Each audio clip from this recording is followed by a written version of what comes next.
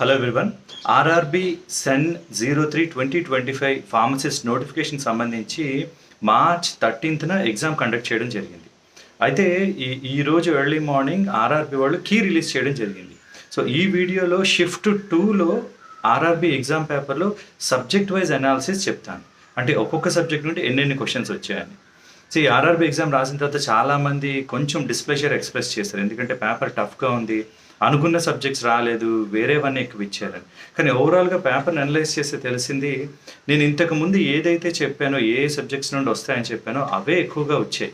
కానీ student attitude psychology ఎలా ఉంటుందంటే డిఫరెంట్ కైండ్ ఆఫ్ క్వశ్చన్స్ కనిపించేసరికి కరెక్ట్గా అనలైజ్ చేయలేరు, అది ప్రాబ్లం అవుతుంది అనమాట.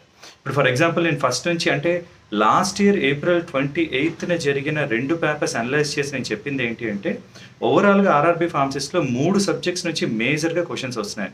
Pharmacology, pharmaceutics and chemistry and allied subjects అని. అదే ఇప్పుడు కూడా రిపీట్ అయింది. నా first let us see subject వైజ్గా ఎన్ని క్వశ్చన్స్ వచ్చాయో చెప్తాను. See again I'm telling you this is only for related to subject. అంటే 70 మార్క్స్ ఫార్మసీ సబ్జెక్ట్ సంబంధించి ఏ సబ్జెక్ట్స్ నుంచి ఎన్ని క్వశ్చన్స్ వచ్చాయో చెప్తాను. సి ఫస్ట్ ఆఫ్ ఆల్ అన్నిటికన్నా హైయెస్ట్ వచ్చింది ఫార్మకాలజీనే. ఫార్మకాలజీ 21 క్వశ్చన్స్ వచ్చాయి, ఎంత అవుట్ ఆఫ్ 70 క్వశ్చన్స్. నాకు చాలామంది ఫార్మకాలజీ నుంచి క్వశ్చన్స్ రాలేదు, కనిపించలేదు అన్నారు, కానీ డైరెక్ట్గా కాకుండా కొంచెం లాజికల్గా అడగడం జరిగింది. ఇప్పుడు ఫర్ ఎగ్జాంపుల్ ఫార్మకాలజీలో లాక్సేటివ్స్ క్లాసిఫికేషన్స్ చదువుతాం. లాక్సేటివ్ క్లాసిఫికేషన్లో బల్క్ ఫార్మింగ్ అని, స్టూల్ సాఫ్టనింగ్ అని, ఇరిటెంట్ అని, స్టిమ్యులెంట్ అని ఇలా క్లాసిఫికేషన్ చదువుతాం.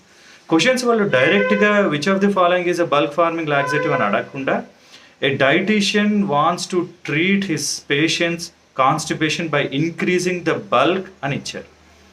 కాన్స్టిపేషన్ ట్రీట్ చేయాలంటే ఏంటి? లాక్సేటివ్స్ వాడాలి. అంటే ఇంక్రీజింగ్ ద బల్క్ అంటే బల్క్ ఫార్మింగ్ లాక్సేటివ్ అని డైరెక్ట్గా అడగకుండా సెంటెన్స్ వైజ్గా క్లినికల్ ఓరియంటెడ్గా అడిగారు.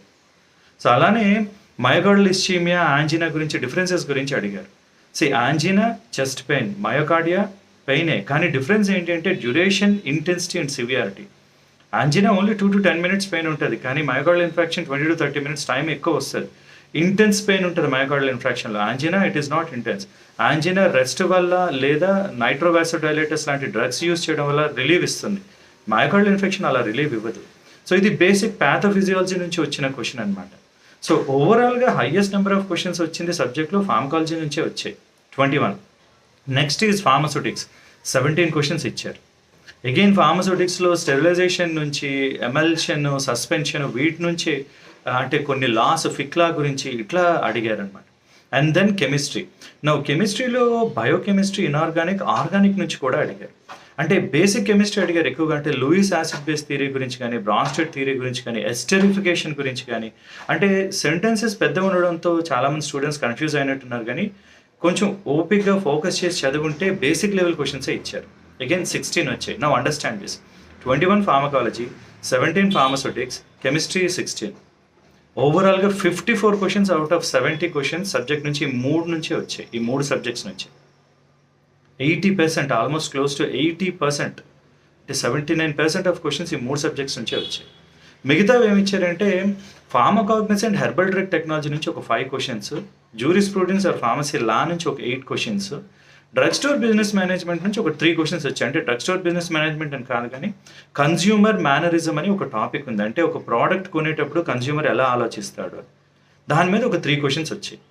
సో ఓవరాల్గా 70 క్వశ్చన్స్లో as I told you 80% questions chemistry, కాలజీ అండ్ ఫార్మస్యూటిక్స్ నుండే వచ్చాయి. సో నేను రిపీటెడ్గా చెప్పేది ఇదే, పేపర్ టఫ్నెస్గా వస్తే, పేపర్ టఫ్గా ఉంటే స్కోర్స్, కట్ ఆఫ్స్ తగ్గిపోతాయి. సో ఓవరాల్గా ఒక 50 and above వచ్చినా it is considered to be good score. Again understand this one. 50 above వస్తే నాకు జాబ్ వచ్చేస్తుందా అంటే అలా చెప్పలేం. ఏ కాంపిటేటివ్ ఎగ్జామ్లో ఎవరు చెప్పలేరు. ఎందుకు అంటే ఉన్న సీట్స్ బట్టి, మీరు అప్లై చేసిన జోన్లో ఎన్ని పోస్టులు ఉన్నాయి, మీ కేటగిరీలో ఎంతమంది కంప్లీట్ అయ్యారు, అందులో మీ పొజిషన్ ఏంటో దీన్ని బట్టి జాబ్ వస్తుంది తప్ప ఇన్ని మార్క్స్ వస్తే జాబ్ వస్తుందని చెప్పడానికి లేదు. ఎందుకంటే it is a competitive exam and relative abilities బట్టి వస్తుంది. అంటే మీ జోన్లో, మీ కేటగిరీలో ఎంతమంది ఎలా రాశారనే దాన్ని బట్టి జాబ్ డిపెండ్ అయి ఉంటుంది. అంతేగాని ఇన్ని మార్క్స్ వస్తే వచ్చేస్తుందని చెప్పడానికి లేదు. కట్ ఆఫ్స్ కొంచెం తక్కువే ఉంటాయి, ఎందుకంటే కొంచెం లాజికల్గా పేపర్ ఉంది కాబట్టి కట్ ఆఫ్స్ తక్కువ ఉంటాయి. So as I'm telling you, anything above 50 is a good score. Good score అంటున్నాను, జాబ్ వచ్చేస్తుంది లేదా మీరు సెలెక్ట్ అయిపోతారని చెప్పట్లేదు. It is a good score. So నా నెక్స్ట్ ఇంకొక వీడియోలో ఒక్కొక్క సబ్జెక్ట్స్ నుంచి ఎలాంటి క్వశ్చన్స్ వచ్చాయి, వాటి ఆన్సర్స్ ఏంటి, ఎలా ఆన్సర్ చేయాలో మళ్ళీ వీడియోస్ చేసి పెడతాను. But this is about only general observation. అంటే షిఫ్ట్ 2లో ఎన్నెన్ని వచ్చే క్వశ్చన్స్, ఎలాంటివి వచ్చాయని చెప్పడానికి వీడియో చేశాను. I hope this is useful. All the best.